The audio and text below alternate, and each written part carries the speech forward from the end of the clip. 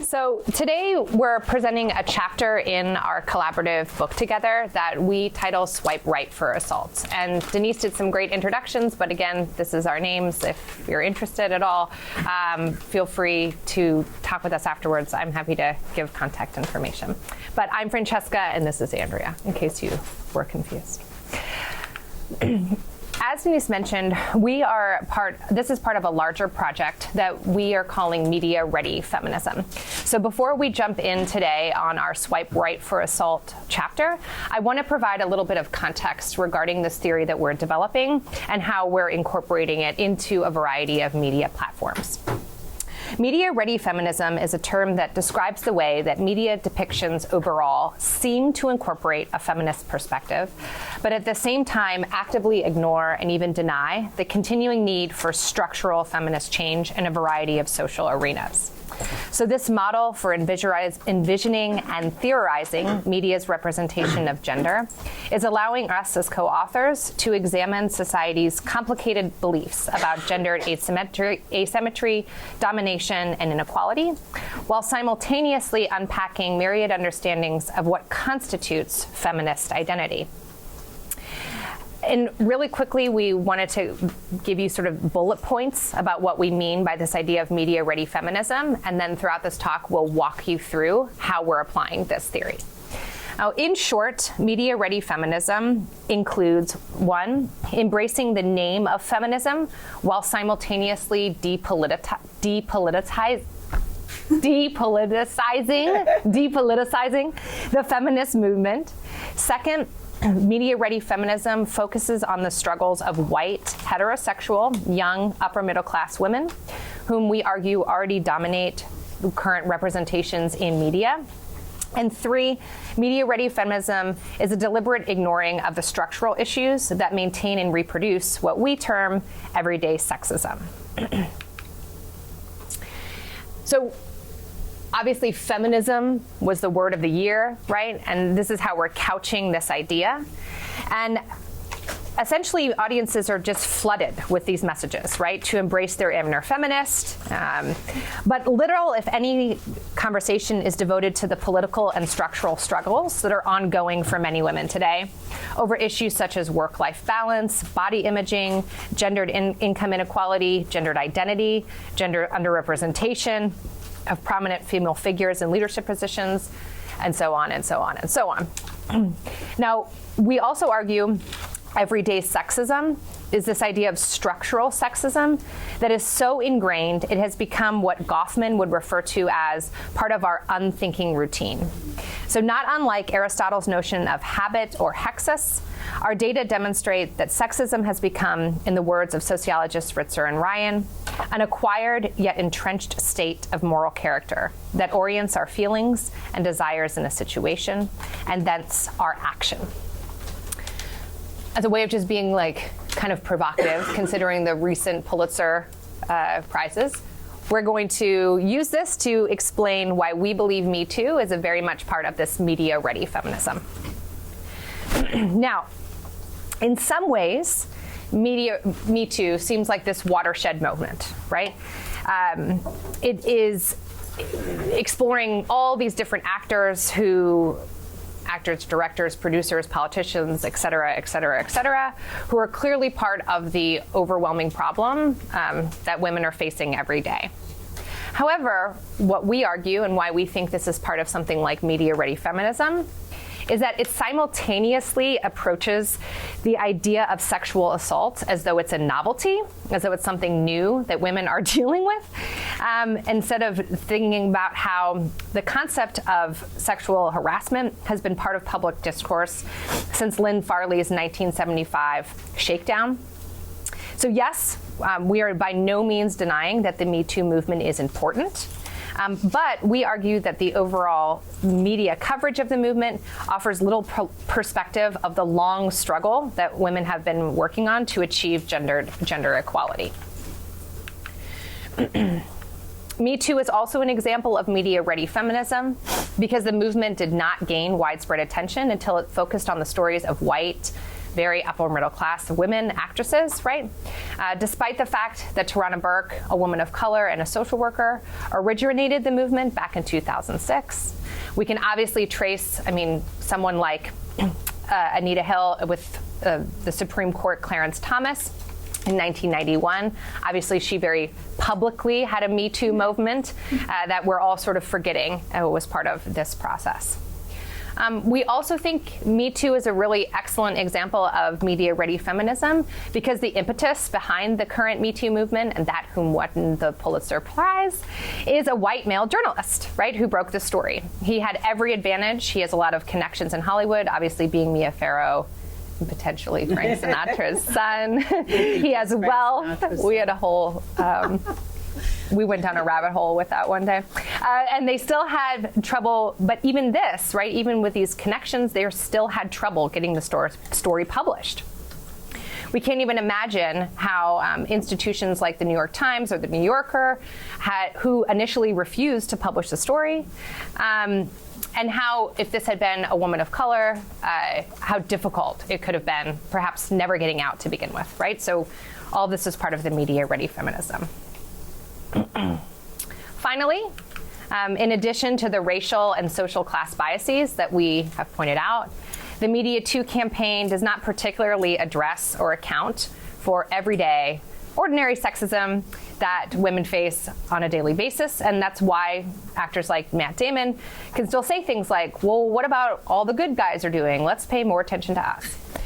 Now, in some ways, we agree with him. We don't need to pay more attention to we need to pay more attention to these everyday realities that sustain sexism. Media-ready feminism that are encapsulated in movements like Me Too, and in our book, we also outline how this is applicable to like the Lean In movement that a lot of people are familiar with, focuses on the sensational without unpacking the complexities. So we argue in this book, Media Ready Feminism, that we need to better define the terms we are using in this struggle, the differences between something like assault and harassment, but also acknowledge the pervasiveness of sexism as an everyday occurrence that penetrates into the conventions of everyday life. And this is particularly true with the hookup scene and the dating scene. And this is how we're going to get to Tinder as well for today. But before we move on to relate explicitly to Me Too, we think this idea is exemplified in the Aziz Ansari case that came out in Babe magazine, right? So now, despite the journalistic coverage of that account, we thought it was very telling that many people felt like her experiences didn't qualify as Me Too, or, oh, now this is too much, now everything's Me Too. And we kind of say, well, yeah, everything is Me Too is bigger than this, right? So this idea of just kind of pushing that back to the back, or stories like the cat person that ran in the New Yorker, we think are actually trying to tackle the deeper problems of everyday sexism that Me Too is predicated on, but they frequently get rejected from the movement as not being really too much, right? That's not media-ready feminism. So basically, we use this theoretical model as the foundation of our book that will be coming out one day. And we explore the persistence of media-ready feminism on a variety of different media platforms. We talk about reality TV, we talk about Wikipedia, and so we'd be happy to answer questions about that today as well. But today, we're focusing on one platform in particular, Tinder, and how Tinder perpetuates media-ready feminism. So in order for us to do so, what happened? Oh, sorry. Methods. I went too far. In order for us to do so, we created a really amazing ethnographic project.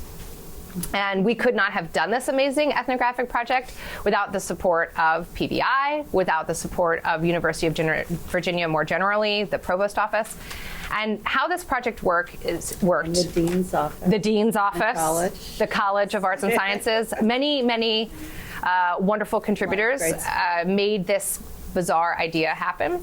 So what we were able to do was organize a research-based qualitative methods class with 20 undergraduates, in which our undergraduates served as the researchers for this project.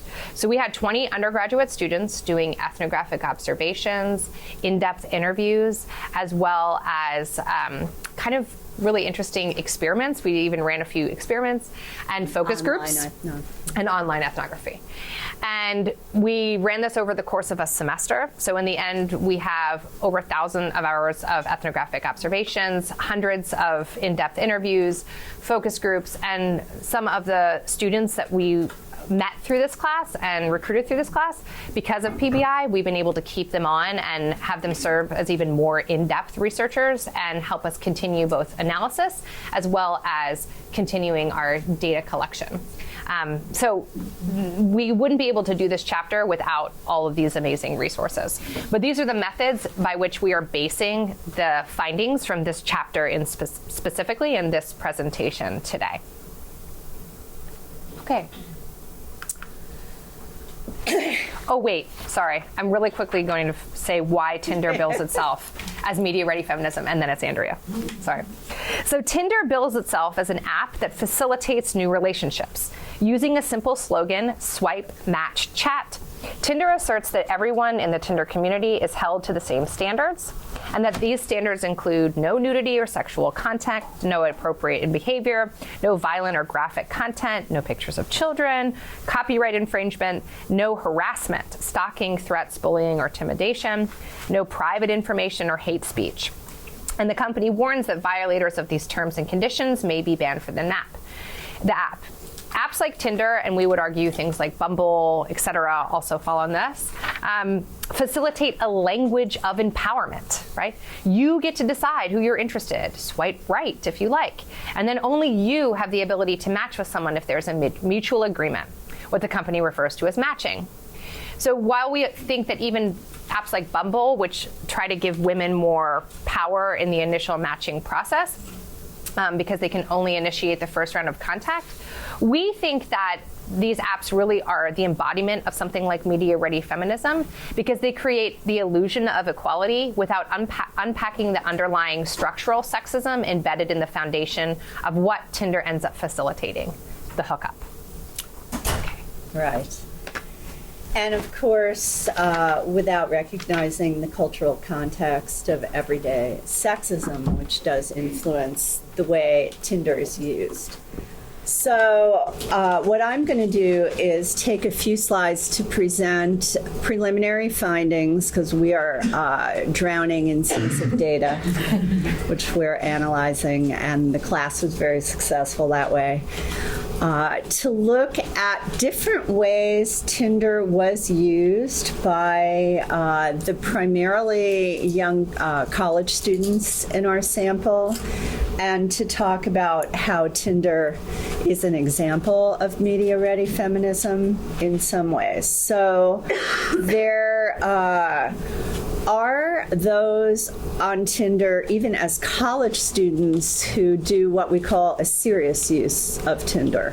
They're actually looking for long-term monogamous relationships, but contrary to popular assumptions that it's easy to meet people when you're in college, for whatever reason, some people don't find it so easy, and they do find Tinder useful in that way. So one fraternity brother claimed that for some, Tinder is needed. He was talking to his friend who had made a long comment saying, you know, we don't really need it in college. We run into people all the time that share our interests, that are potential sexual partners. And this guy said to him, I would say that's biased considering your circumstances. I think it's true for you.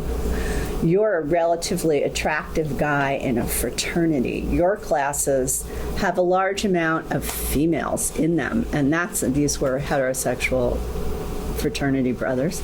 And that's why I brought up to John earlier when I was like, oh, I need to find a girl for, I don't know, insert function here. And he put the laughable idea of just asking someone in your class. So So I took a snapshot of my time series class and I showed it to him, and there are like 20 people in the class, 40 people, 30 of them are guys. I think this guy was in the engineering school, so it's primarily men. And then he went on to say some unfortunate things. 9 of them are completely unattractive girls. 1 is like mediocre. That's why I'm saying this was the beauty of our method. Yeah. We actually got people to speak quite frankly because they were talking to their peers. Probably if we'd been doing these interviews, they never would have said that. Maybe. That's why I'm saying it's easy for John in philosophy classes and law classes. You have hot girls in your classes and you're sociable, you do things. Think about that nerdy engineer who's not as outgoing, and maybe he doesn't have the things Tinder offers you. And some of the women in our sample corroborated this use of Tinder as well, especially if they were in gender imbalanced programs. So one woman in the nursing school mentioned that there are only 1 to 2 guys in every one of her classes, and she thought Tinder was useful for meeting people. Other students spoke of themselves as, and this came up more than once, several times, unattractive, not meeting the standards of the community for attractiveness. They just felt they didn't make the grade in their peer group. And for these students, Tinder was a way to get potentially some positive validation. People could show interest in them by swiping the right way in this Tinder economy that they wouldn't necessarily get in other venues. So in general, probably more than people who said they seriously used Tinder were people who said they played Tinder. Tinder was fun in college. It was lighthearted. It was a joke.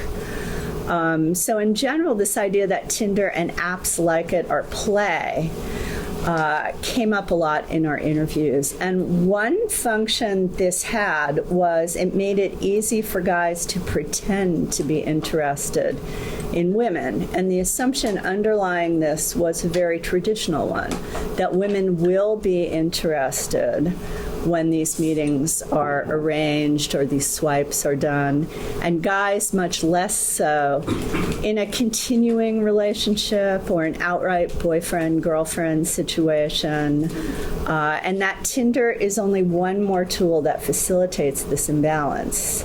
And even in the words of some people quoted, that Tinder facilitates non-consensual sex, placing particularly women in at-risk situations. So one fraternity member said that as a guy, he plays with Tinder. As a joke, I go on Tinder, I match with people. In general, there was a lot of skepticism expressed in our interviews about taking apps like Tinder entirely seriously. So one member of our research team wrote in her final class memo, speaking to the idea of normalcy, it seems that people have become much more comfortable with the notion of dating apps generally, but still don't want to admit that they use them seriously themselves.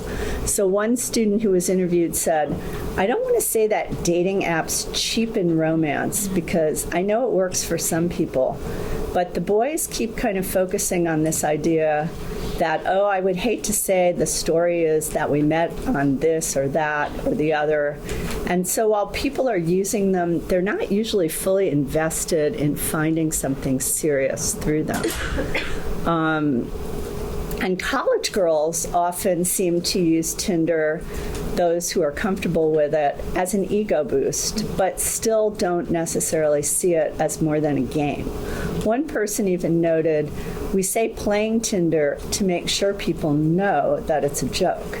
So this idea of playing Tinder goes on to be pretty widely discussed in our data, as many college students don't feel the need to take a dating app very seriously. But some, as we said, do. So one college guy remarked, it's playing with it. I feel like no college kids,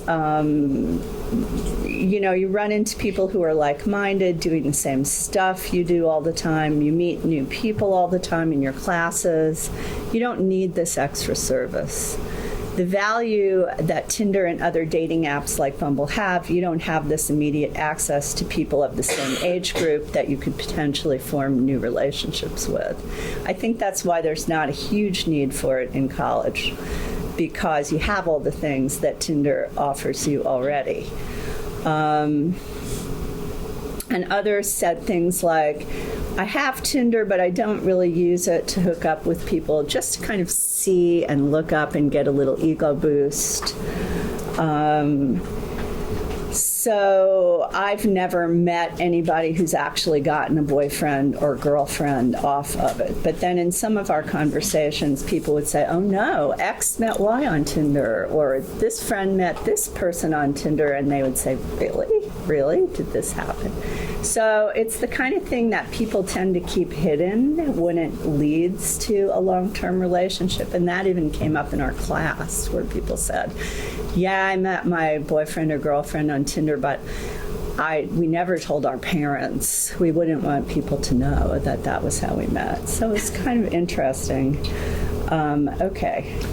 Two things too. Why the picture is up there, because playing Tinder, I think what Andrea articulated, but I just want to make sure you see that, was both done individually, right? This like ego boost, but also as a group, right? So playing Tinder is something you can do as kind of like a drinking game, right? Where you're sitting together in a group and you're swiping through things as a collective, as not just singular. So we turn to the issue of implicit consent, which is a broader argument we want to make, but really applies to the specific argument we want to make about why Tinder is an example of media-ready feminism. So implicit consent was mentioned in a number of different contexts in this study. For example, one woman interviewed talked about giving the obligatory blowjob if she went home with someone, since the assumption was if she did enter someone's home at the end of an evening that she wanted to have sex with them, even if this turned out not to be true. And I guess you can think of the Aziz Ansari story for an example of that. This came up in discussions of Tinder as well and influenced our overall analysis of the use of the app, which is that there is a basic consent assumption of most introductions and meetings resulting from Tinder. So in support of this theory, one member of a very popular fraternity stated, and this is the extreme case, which I think most people don't believe, but he said, I think it's a recipe for sexual assault. You have a guy's first name and a picture and you're just going to meet him up somewhere? Like if I was a girl, I'd be straight up terrified. Now, I think that's generally not how Tinder works, but in a way it is, because of this structure of implicit consent underlying it. So Tinder and its uses vis-a-vis implicit consent matched our overall analysis of the issue of implicit consent in sexual encounters, which was that there is an overall assumption that certain behaviors, even some as simple as texting after a certain hour, a lot of people talked about how there's this implied desire to engage in sex if you get a text after a certain hour, implied the desire and the consent to sexual activity, and that it was difficult to take this back once these behaviors had occurred. So using Tinder, swiping, and agreeing to meet was one potential area where implicit consent sometimes, though not always, occurred.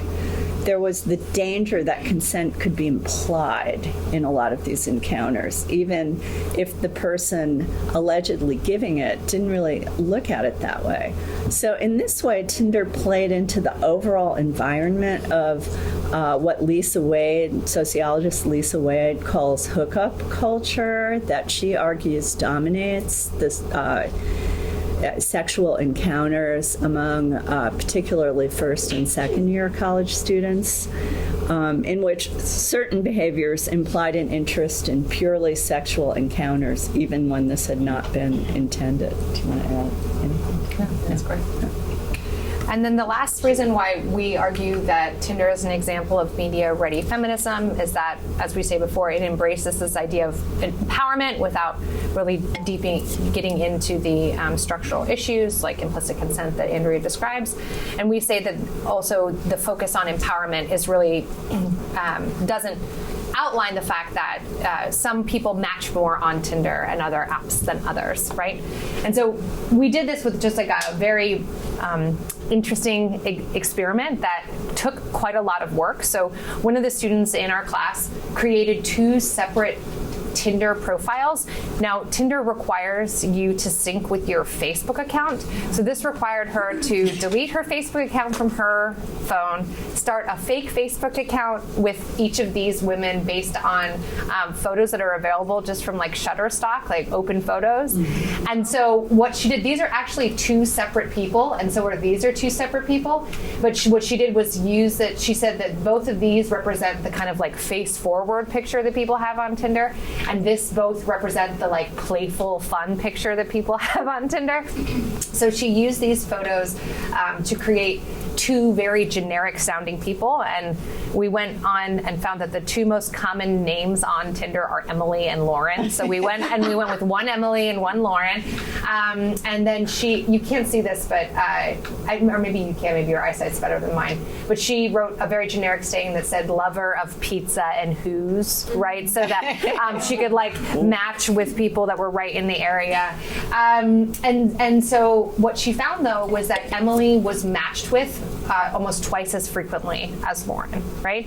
And these very preliminary data that we find from this very simple experiment are also mirrored in the book Dataclysm, who is written by scraping all of the OkCupid data that exists, right, and doing a content analysis of it. And they have this really beautiful graph that shows that Asian men and Black women are much less likely to match than white men and white women.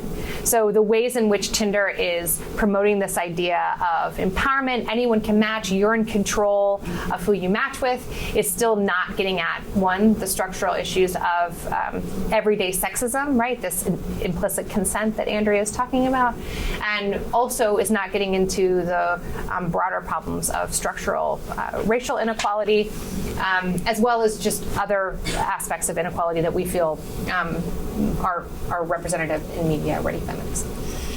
So these are our very preliminary findings. I just want to add something to that. We also had a lot of data, which we're still analyzing, about non-heterosexual use of Tinder, and that came up quite a lot with people saying it's not like being heterosexual. You can't just meet people easily in person. That Tinder and other apps like it were actually very useful when you were trying to meet potential partners as a non-heterosexual person. And so the uses of Tinder seem actually more serious in that community. So, which is another example of, the media-ready feminism, but it focuses on empowerment without, definitely. Yeah. So that's our preliminary findings. We would love to open it up to sort of questions and answers. Feel free to kind of poke holes in some of the arguments that we are making, as this will help us in our early review process and writing. And thank you for your time. Thanks.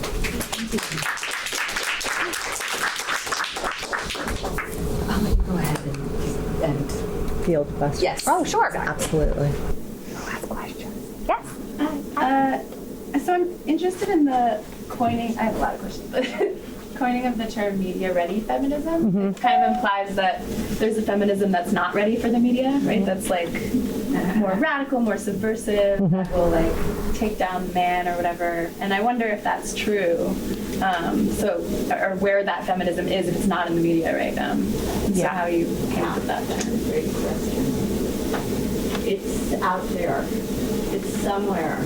I mean, you can find it. You can find it when you look at activism around sexual assault and sexual harassment in the workplace. There is a long history of court cases, of movement activism around sexual assault and sexual harassment that really hasn't been covered, and it's quite a striking contrast to this outpouring of media attention to the glamorous actresses who came forward accusing Harvey Weinstein. I mean, we couldn't have asked for a better example of what makes feminism media ready. Yeah, when Angelina Jolie and other famous actresses, Gwyneth Paltrow, get together in this feminist accusation of sexism, that's media ready. The media loved that. They really hung on to that. When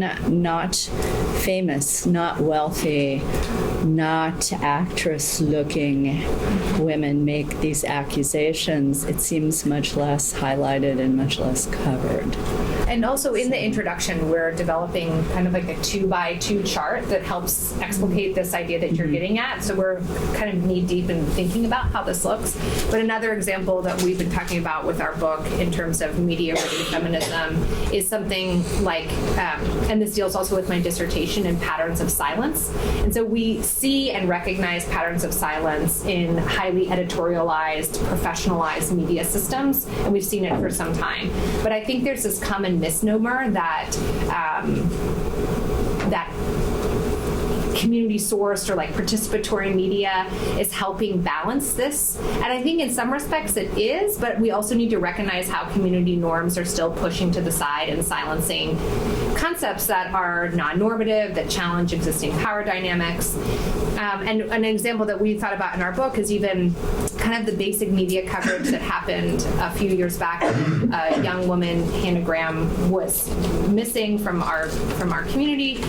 But simultaneously, there was another person missing from the Charlottesville community named Jade, right? That's transgendered youth of 16 who she was last seen at a bus stop and never returned again, right? And that just didn't get the same kind. So we would say that's an example of non-media ready feminism, or not media ready feminism, that it got a little bit of coverage and traction. It still exists. It's still a case, like we still need it, but it's still not picking up that traction in ways that we think deserve that traction. I hope that helped answer your question. Yeah, but I love that question. That's where our mind is a lot. Yeah. Come join us. Yeah. Come write with us. Hi.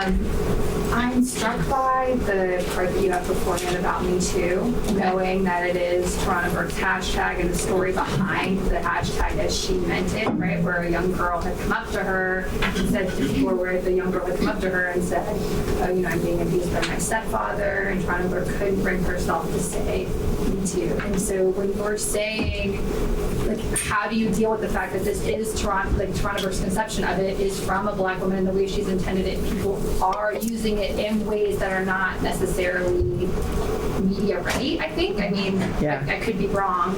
So how do you deal with that, knowing that I hear what you're talking about in terms of what the way it came out, via white women and maybe their certain kind of feminism, but I'm just curious, I'm struck by that. Because I go back to Toronto Burke's page as a my dissertation quite, I've read it a couple times. So. Yeah.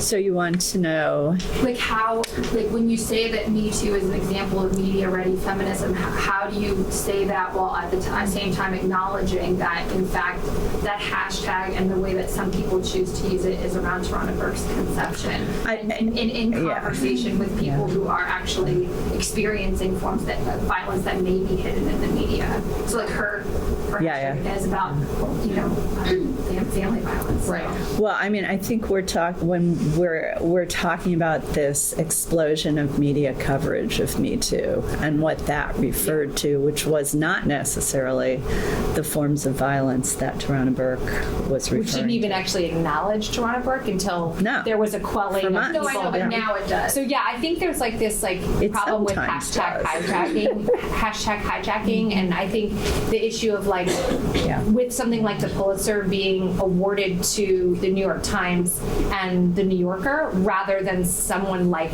Tarana Burks is kind of this, is why we think the Me Too coverage, or the way that most people, and again, like you and people, like most of us in this room, are not the norm, right? Like we aren't who media ready, who Me Too is like.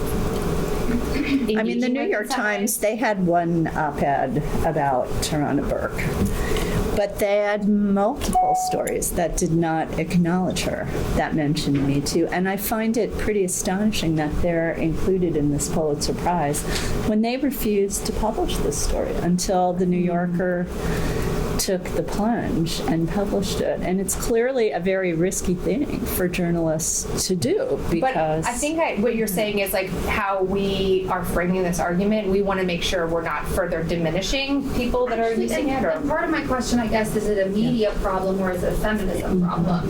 And so that's maybe where...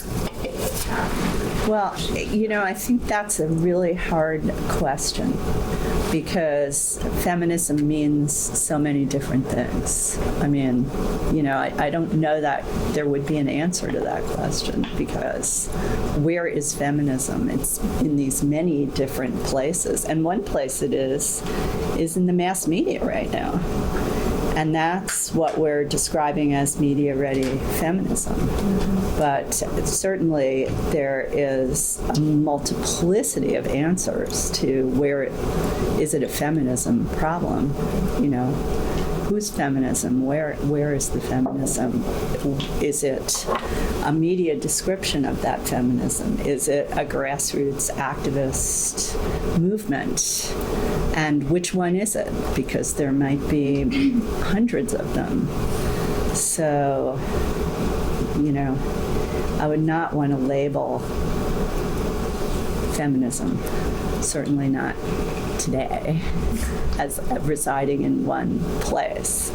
But we are writing this book because we think it's important to look at a mass media version of feminism, which you see iterated and reiterated in many platforms, in many places, in many forms, over a period of decades. And that's what we're describing. Is there a worry that if they stop focusing on the sensational, that they'll become desensitized to it if it is everywhere? So the idea that like protests and violence are in the media all the time, and so we're desensitized when a natural disaster hits or when there's another Syria airstrike. So is there a worry that if there is this move away from focusing on the sensationalization of and the spectacle and like Me Too and like, oh, this celebrity and that celebrity, that the everyday woman is too boring for the public and too boring for the media? do you mind if I answer this? Because I would argue the opposite is kind of happening now, and that's why we think media-ready feminism is problematic, because of this emphasis on the sensational. It's sort of already making it seem like, oh, another one, like with Me Too. Like I feel like there's already this idea a little bit behind that. I would say something different. Go ahead, yeah. This is why we love to write together. No, I mean, I would say there's lots of cool sensational stuff that they're not covering because of the biases. I mean, there's nothing unsensational about all of the exploitation that poor women and women of color, it could be written up in incredibly sensational ways. They just don't care about it, so they're ignoring it. They care about Angelina Jolie. She is the subject, right, of mass media, and there are a set of biases that lead to that being true.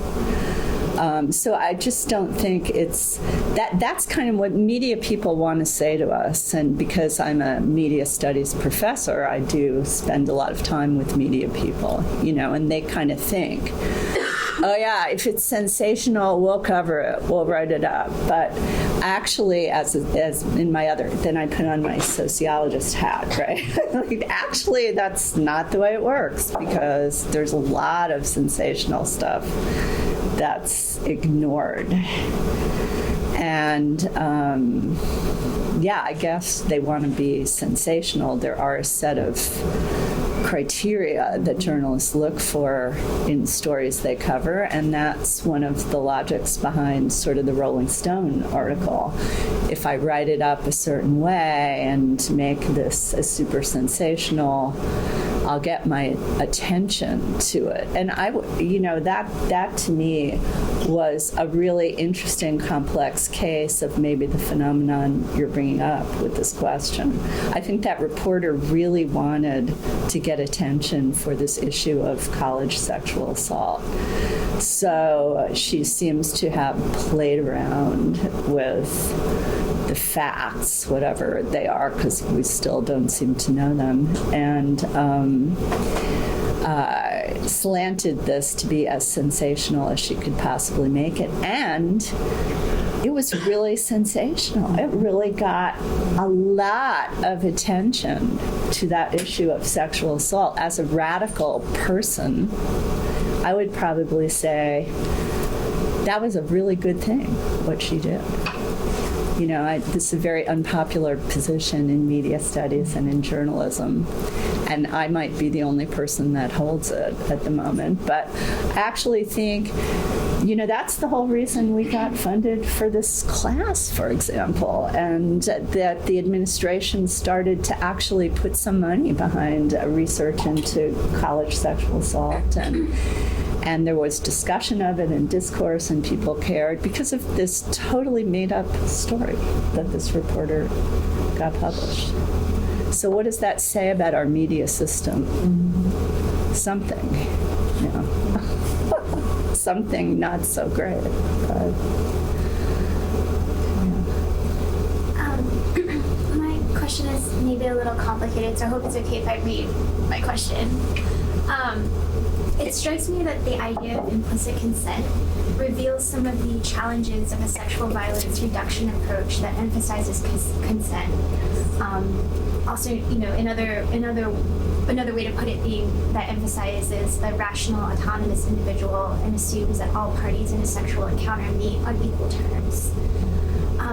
In light of your research, can you speak to possibilities for reducing the possibility of Tinder-facilitated sexual assault or sexual assault in general in hookup culture that help us address the ways that encounters that lead to sexual violence can exceed the capacity of the category of consent to contain it? Another way of asking this question might be, consent lends itself to a mass media platform. How might we conceive and address sexual violence in the realm of mass media in addition to or beyond consent? That's a hard question. It is a hard question. Sorry to. Something I've been thinking about. I think you're interrogating consent, and I think we are addressing that debate as well with this work, because we're really trying to open up.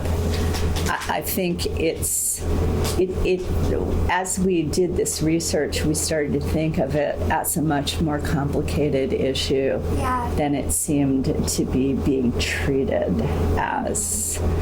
And probably anyone who starts to work on it starts to see that college procedures and consent formats and maybe aren't quite getting at these implicit assumptions. That Aziz Ansari story, and I don't know if you guys saw the short story Cat People in the New Yorker. Did anybody see that? Which went viral and was a kind of similar in some ways. It kind of addresses, I think it was very controversial and it initiated a lot of debate because it got at consent in a way that it's not usually talked about. Usually we talk about it in more cut and dried terms, like yes or no, or I give consent or I don't give consent. And that doesn't really get at the internal processes where people feel unable to take consent away that we found people talking about in these interviews. And what was so interesting about the Ansari story was that she felt empowered not to give consent, and he was pretty outraged by it. It was like, huh? And it just showed what the implicit assumptions of that situation often are. And we did some interviews, in our study with the people who were continuing to work with us, because it was after the end of the semester, with college students, and they were overwhelmingly sympathetic to this woman. It really seemed to hit a nerve by touching this issue of implicit structure of consent. And another example of it related to the Tinder, in the example of the guy who was using Tinder to find a date function, and that women who went to date functions also felt like there was this implicit consent where they had said yes to the function and then felt like there was this implied consent involved. And it wasn't that they weren't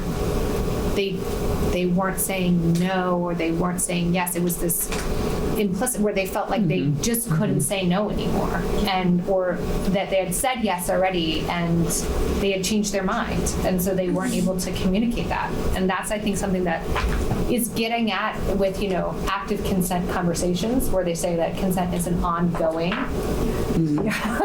conversation, but we're just not seeing those conversations happening. I mean, also in our data was a lot of conversation about how having conversations during hookups is a turnoff, and that, Well, and in Cat People, she thought she was giving consent and then didn't, and it initiated this wave of hostility and violence to not follow through with consent.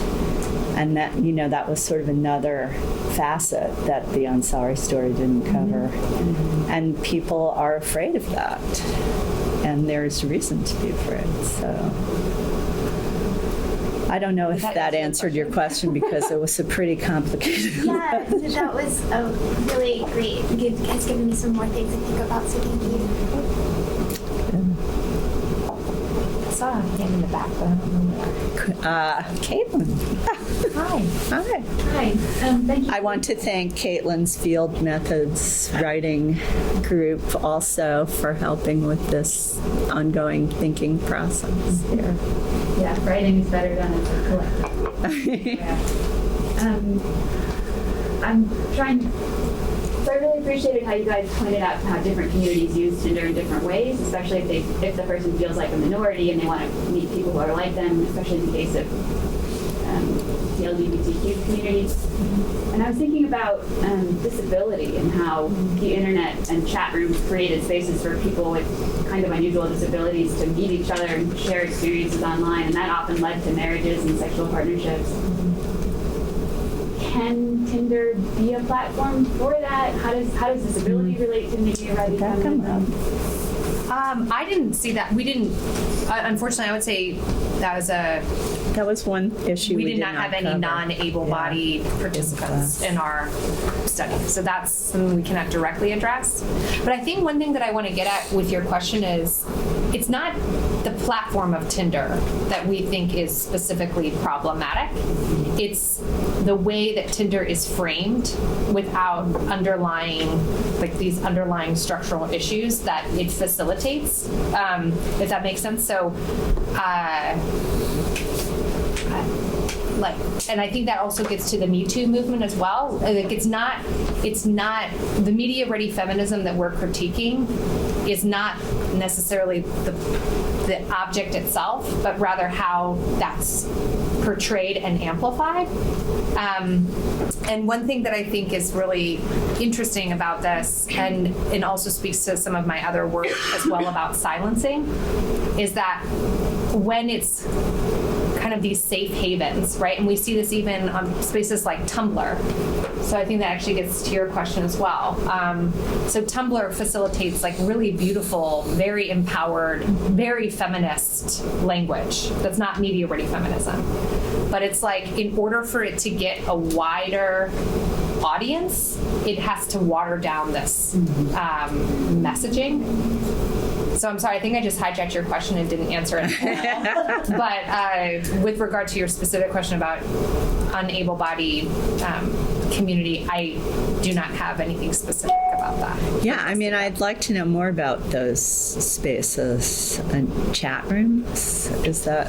Well, I know Jenny Davis, the sociologist, does a lot of really great work. If you just are personally interested in this in like a research function, I know a few researchers that have done some really beautiful work on how non-able-bodied individuals are able to connect and marry and date through the use of chat rooms, but I myself don't. We didn't see it in this specific study. I was just thinking that Tinder is famous for being visual. That's true. If you look non-normative, then what does that mean for your match rate? I don't know. It just seems like a factor. Definitely. Definitely. But there's always photoshopping. So wouldn't you have much more control over the visual using Tinder than in just RL, right? So, thinking about the fact that Tinder is a business that only cares about as many people signing up as they possibly can, I imagine if I'm a Tinder executive sitting here, I'm hearing you say things like, well, they're not being forthcoming about the fact that certain bodies and certain people just aren't going to get the swipes and the likes and the chats. They're probably sitting here thinking, we don't care, right? Are you saying they don't care? We're just giving them an opportunity to get whatever they can, and maybe out in the real world, it's the same scenario. They're just going to get less attention, period, because of that particular body, and maybe we're giving them even a little boost over what they would get off the street. Like, I'm playing devil's advocate here. And so I'm just curious about what you would say to, like, me, the hypothetical Tinder executive, about, if I only care about profits, like, what could you do to change my mind about how you market your platform from this perspective of we're just reproducing this media-ready feminism and enabling just the reproduction of the best good. That's your question. That seems like a corporate social responsibility question. I don't know. I mean, also, I don't think any of the people in this chapters are going to particularly like our arguments, right? Well, what did the YICAC one? We actually were on a panel with a YICAC executive, right? Yeah. The communication director, basically called my findings she said. She seemed interested. She was interested, but she said that she felt like they were anecdotal. That was the phrase she used. Is that what she said? Yes. Because I found that with YICAC, one of the, I don't know if any of you know what YICAC even is anymore, but it was this anonymous app that connected you via your geolocation services. It was widely popular in my 4th year of graduate school, which is why it was part of my dissertation.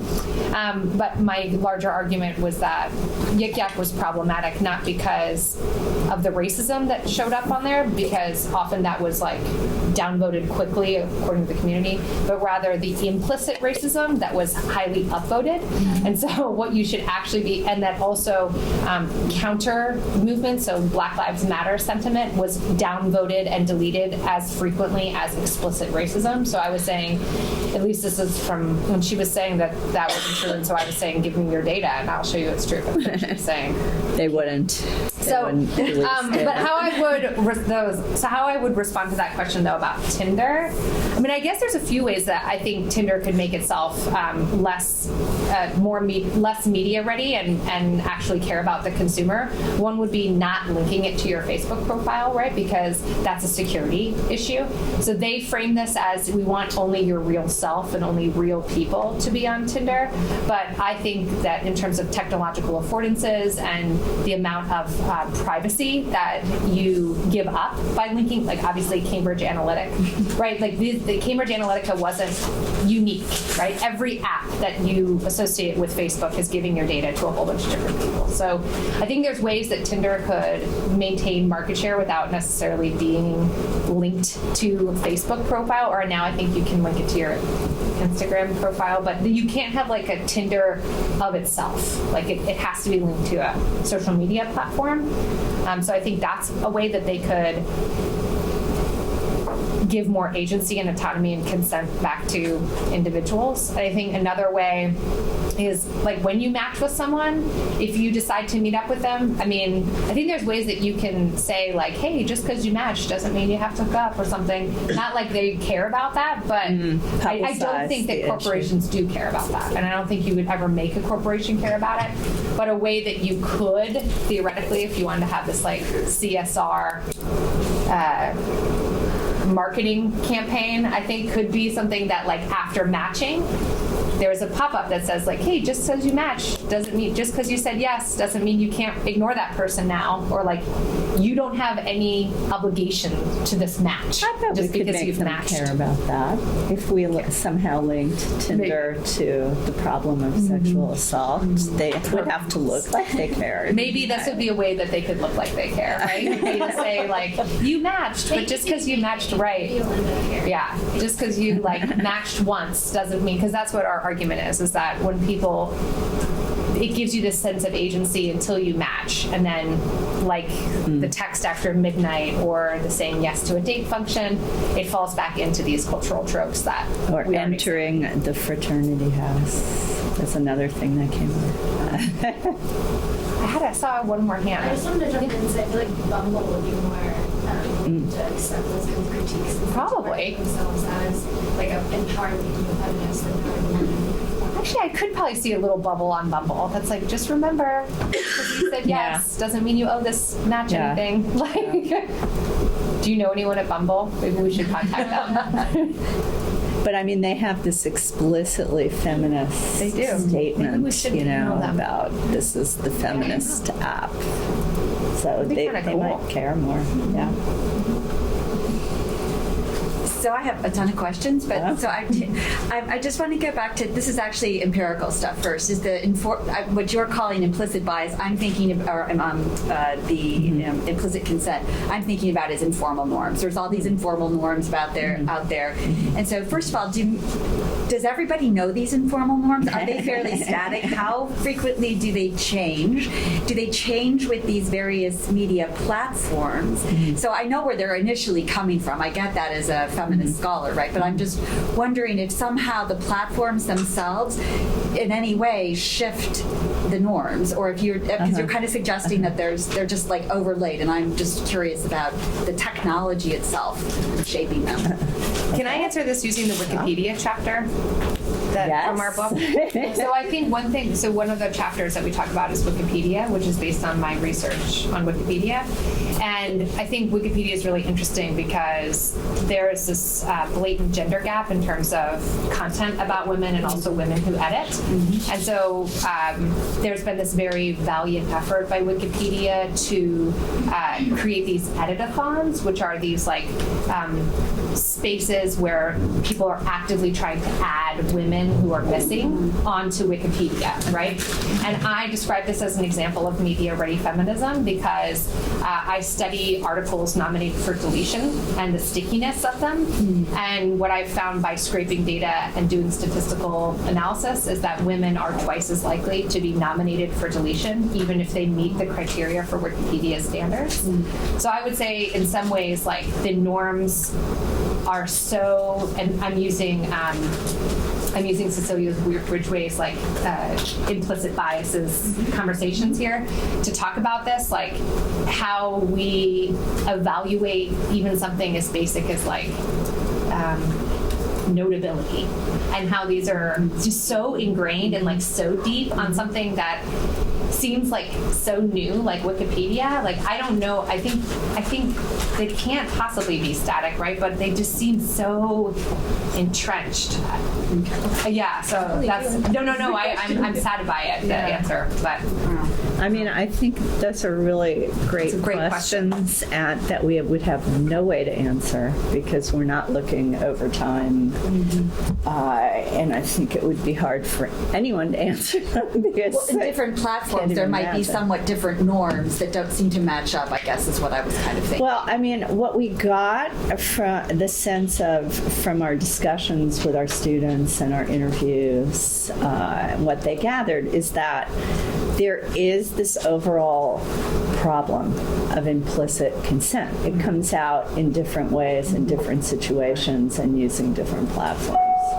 But it's definitely one of the contributing factors to the problem of sexual assault, and it should be a factor in opening up this discussion about how you give consent and how we intervene in the process of consent to make this culture more safe.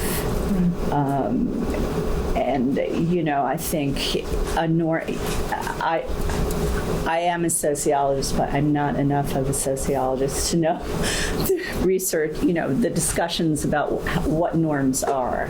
And maybe that is actually a disciplinary difference, because sociologists do talk about norms all the time, but of course they're not shared by everybody, and they're shared to different degrees by different groups, and they do change over time. And designing some project that would get at that would be almost impossible, but we do feel that it's important to be able to talk about them, because otherwise you can't recognize them. But even in our class, you know, we had a really diverse class. And so one of the strengths of this research is that even though it was all able-bodied, it was pretty diverse in many ways. We had fundamentalist Christians, we had super radical activists, we had transgendered people, we had a lot of non-heterosexual people, we had sorority members who were fairly conservative. It really spans. So I think not everybody felt that implicit consent was as big a factor for them as other people would feel. Like even within the realm of this 20-person class, there was variation in that.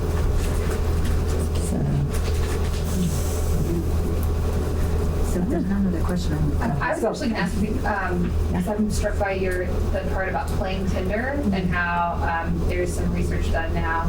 It's been a few years since I've read it. On students using online platforms for possible selves, right? Trying out versions of themselves that they might.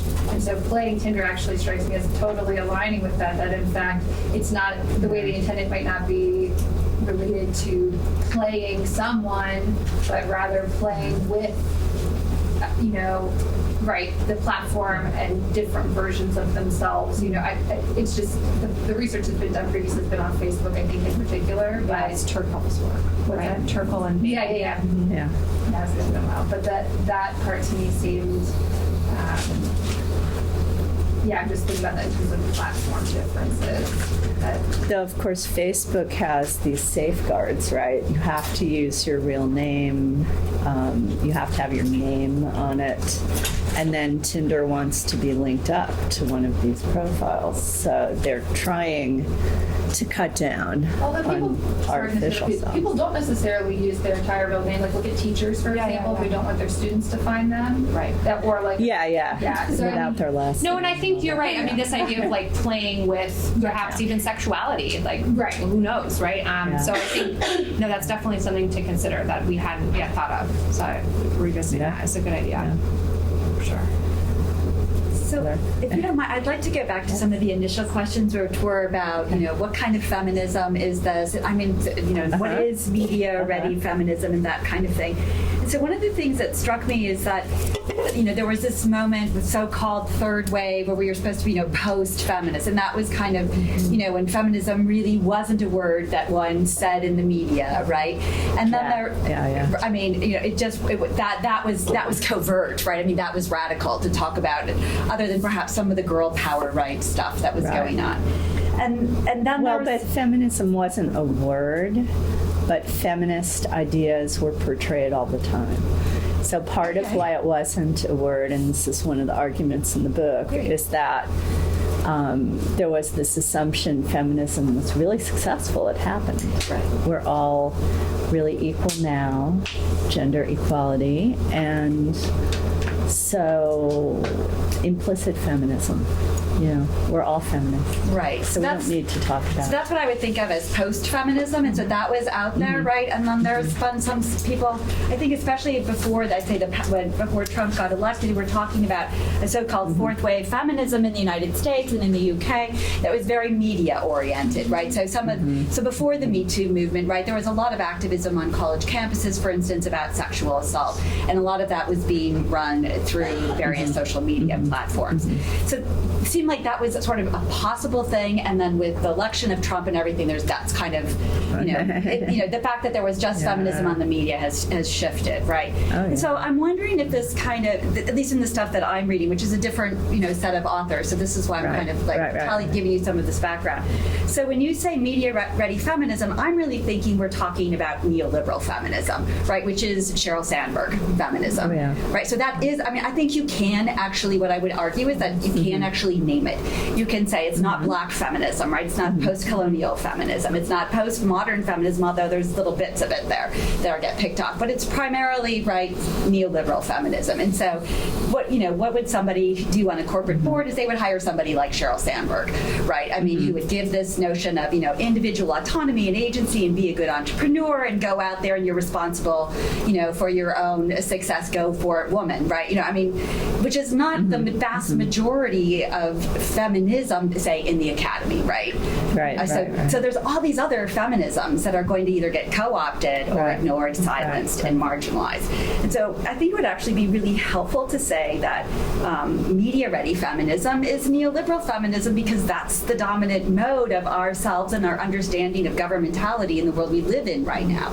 And that's what's going to get picked up and framed. And so that's what we end up seeing and then thinking that is literally feminism. And so everything that gets closed, of course we're not going to hear from black feminists. Of course they're not going to get there. They're going to be marginalized, right? And so I think saying that would actually be really helpful in clarifying. What feminism, what you mean by feminism without defining it for everybody. That's just what the mainstream's picking up. That's great. Well, because we talk a little bit about how it's different than post-feminism, but I think including the neoliberal feminist literature would be really useful. So I think I'm going to ping you for some. Because we actually break down the lean-in movement using media-ready feminism in the intro. So having that, and we talk about, there's a wonderful sociologist, Tressie McCollum Cotton, who talks about she was here, right? She was here last week. She talks about how lean-in, like black women have always spoken up and they get penalized, so lean-in is not applicable for that. So since we're already talking about lean-in, I think that would be great.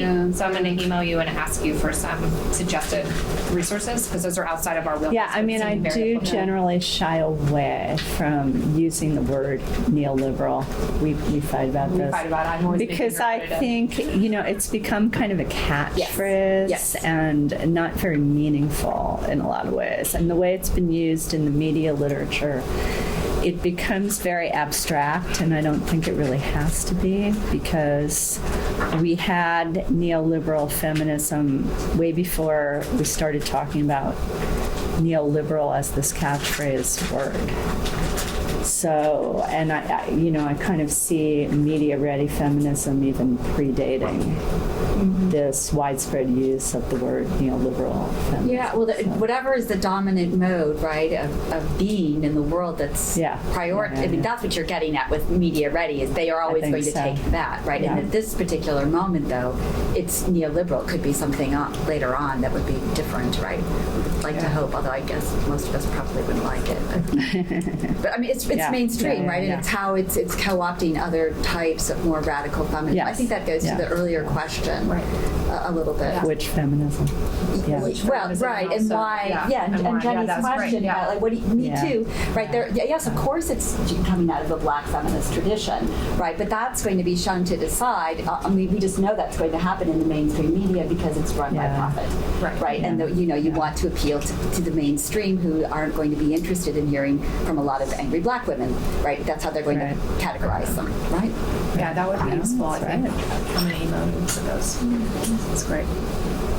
Thank you. Thanks. I mean, I'd love to hear a little bit more about your students. What are they doing now? Like, how many do you have left Oh my working gosh, with you? what And- are they doing now? Well, are they going to do this again? Like, I mean, right? Are other undergrads going to be able We or would is that a love to one-time do it thing? again, I'd but love to do it again, Francesca's but I got a job and Are you graduated. going to? I mean, do you see this as, or is it just too much data? I mean, one thing It right was now, a lot I'm of joking with work Andrea to is- run the class Oh, because so we actually, and Francesca did intensive reviewing of everybody's field notes, Oh, okay. interview transcripts. We really trained these Yeah. students, and it was exhausting. We're not totally I think I would only do it convinced again we if want to we do had it again. 10 students. I think I'd like it with more than 10. I mean, we had like 22. We had 22. We had Yeah. too many. But I was We had a just so lot. excited. Yeah. They were amazing. They were amazing. And like I still have students saying, we have a memorial to the class. We miss it so much. I think it was a really positive experience for the students. I'm not entirely sure why, because it was a lot of work for them to do. Yeah. They were funny too. Yeah. It's a lot of work. The last thing We I had just- to cut back. I would love for you to just tell people a little bit about how you even went to frat parties for part of your research. You gave me this story before. Frat parties. Yeah. Yeah. Well, no, I a good went way to to end do our field discussion. work with some students sometimes, but they went to frat parties. But See, you that went to was- one, you told me. She went to No, a no, bar. I went to Oh, a bar okay. in the corner. Oh, okay, but At there were hookup other time. parents? Yeah, and there were parents there too? There's a category called the fraternity mom. See, I was amazed that no one really cared that I was there at 2 a.m. when they were all pairing up. But my students explained it to me. They said, there's fraternity moms come out sometimes with their kids. And last month, a frat mom hooked up with another frat brother, apparently. That had happened. I did not do that. But You were furtively taking notes in the no, it corner? was really, yeah, we were. We were taking notes on our phones and hanging out for several hours. And, one of my students was a real insider in the Greek system, and she knew everybody there. Then there was, like, the whole soccer team was there that night, and they were pointing out to me the interactions with the soccer team. It's really a learning experience. But what the class did convince us of was that we could not do this research without the help of the students. I mean, we needed that insider information to get access. And they did things like go to the block party, go to frat parties, just hang out in restaurants where And it's people not met weird each when other. they're on their phone, Everyone's texting each always on other, your and phone, They would so go it's into easy to groups of take 2 and notes 3 while I was like at home with my newborn. It was hilarious. It was amazing. We thought we would do more field work with them than we ended up doing. We did a lot. I mean, I would say with 10, some people Yeah. felt profoundly discomforted with the field work. So they would talk to us about they didn't want to do that. And so we would give them, they did more interviews. And then some of the students were just very gifted ethnographers. And so I worked Yeah. a lot with 5 students in particular. And then they just did primarily ethnographic work and didn't do interviewing work. We had one student that really wanted to do focus groups. So she did a couple focus groups. So we were able to kind of match them up and change the syllabi around because it was only 20 students. It was such an But we amazing demanded opportunity. a lot. I'd I love to mean, do it. initially we were demanding 5 interviews that they did and transcribed, 10 hours of online ethnography, 10 hours of regular ethnography with field notes that conformed to. So, I mean, it just generated with 22 students a lot. huge amount of. We're still going through Yeah. everything. Yeah. Still. There's a lot of work It's a good going problem through to it. have, but it does feel. And it would be great to, I mean, I add think to it, we're but- trying to, I talked to Tressie too, I think it would be useful to expand out into different universities. I mean, we still have our IRB, Yeah, we which was a wanted to. nightmare to get. The IRB was more work than the whole class. And you were like, we were in a meeting on your due date. Is that what we were? Yeah. She was there like, I may have to go. It was like so we great. spent 3 days waiting outside their 4-hour meetings to be called in for more problems, but we never got called in. They came out to us and then would go back.